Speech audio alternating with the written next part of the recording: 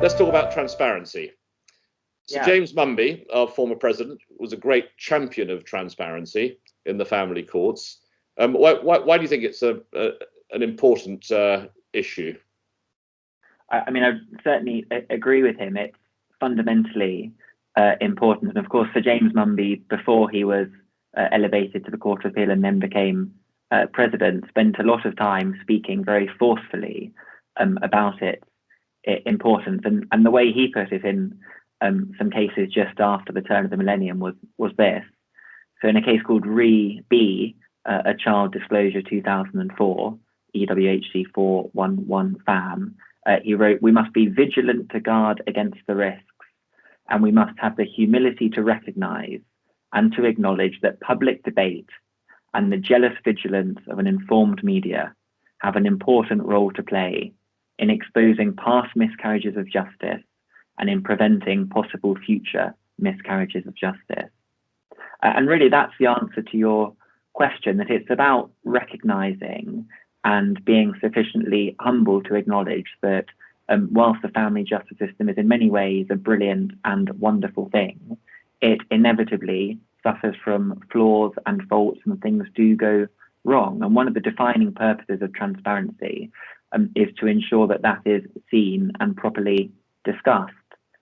Allied to that, of course, is the fundamental importance of people having faith in a justice system that's making very significant decisions about people's lives. And when the public starts to worry that things are going on in private or behind closed doors, and one hears phrases such as secret justice, that can serve to undermine that faith in the system.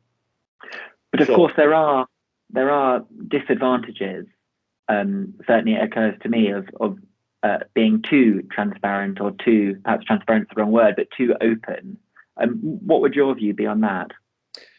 Well, I entirely take your point, Alex, because obviously in a modern democratic society, as you say, it's important for people to know what's going on, and not to perceive that important decisions about people's lives, such as children being taken into care, are just being made behind closed doors, and that the parents, for example, whose children are taken away from them, not only have this process undertaken in secret, but they're then prevented from talking about it, which I can fully understand is entirely wrong.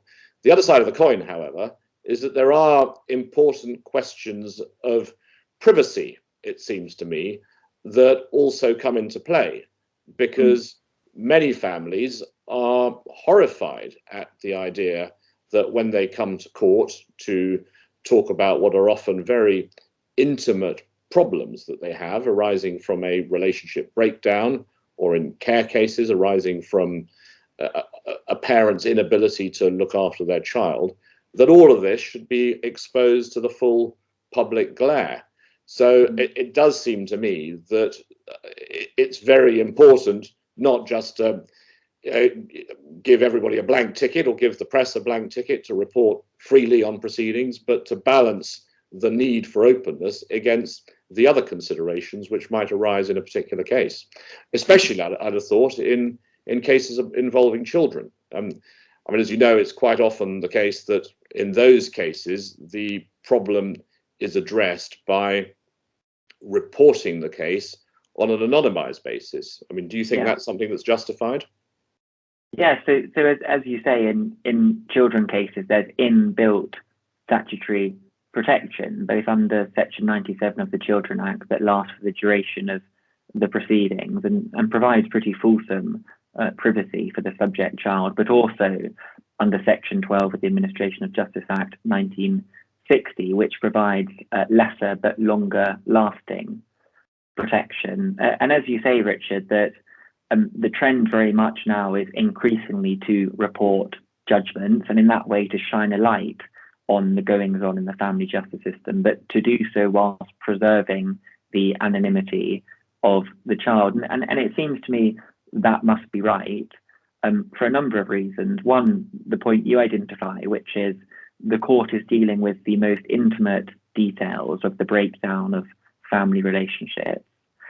Allied to that, you have the point that the child is often not the cause of any issue that has brought the case before the court, but is rather a victim of what has gone on. And finally, of course, children are, by definition, by reason of their age, vulnerable, and one would, I think, always wish to protect them from the negative consequences that being named in a publicly available judgment would bring about. Yeah, I can imagine it'd be terribly harmful to some children to have their names, shone up in lights. You can well imagine it lead to all sorts of things, such as bullying at school.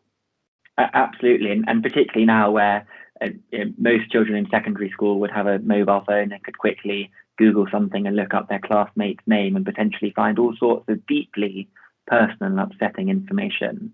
I mean, I suppose the question one thinks about is the extent to which those principles apply also to financial remedy cases, where one's dealing not with children but with adults and the financial consequences of their divorce. I mean, what do you think about that?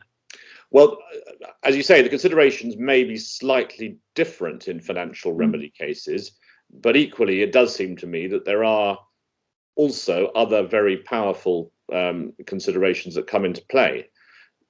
When people go to court to argue about their finances, they don't expect that their private personal affairs are going to be broadcast, for the world to see. Why should a person, merely because they are unfortunate enough to be in a situation where they're getting divorced and where they have been unable to reach agreement with their spouse, why should a consequence of that be that the intimate details of their finances are suddenly published? Nobody wants the world to know, what they're worth in great detail, where they hold their assets, what their income is. These are all very personal and private matters. And when you throw into the mix that inevitably in these cases, you're not just talking about people's personal financial information, you're also talking about events that have happened during the marriage where one or both parties may have misconducted themselves. Again, people would prefer to keep all of that private. And so I think these are very powerful considerations, especially in cases where, as is often the case, there are children of the family who may be indirectly affected by the publication of too much information. But, and there's always a but, all of that obviously has to be balanced against the other side of the coin, which is, first of all, the need for the public to know and understand the workings of the family justice system.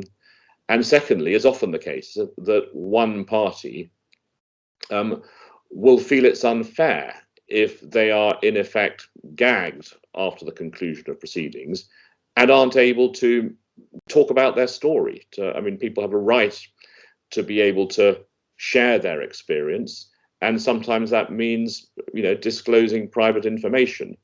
But why shouldn't they? Why shouldn't they be able to talk about how they've been badly treated as they perceive it, or how they've been stitched up by their spouse? These are difficult questions, and in every case, it seems to me that a balance needs to be struck between the competing considerations. Well, thank you. It seems to me we can safely say that it's a topic that's going to continue to attract interest and consideration moving forward. Thank you, Alex.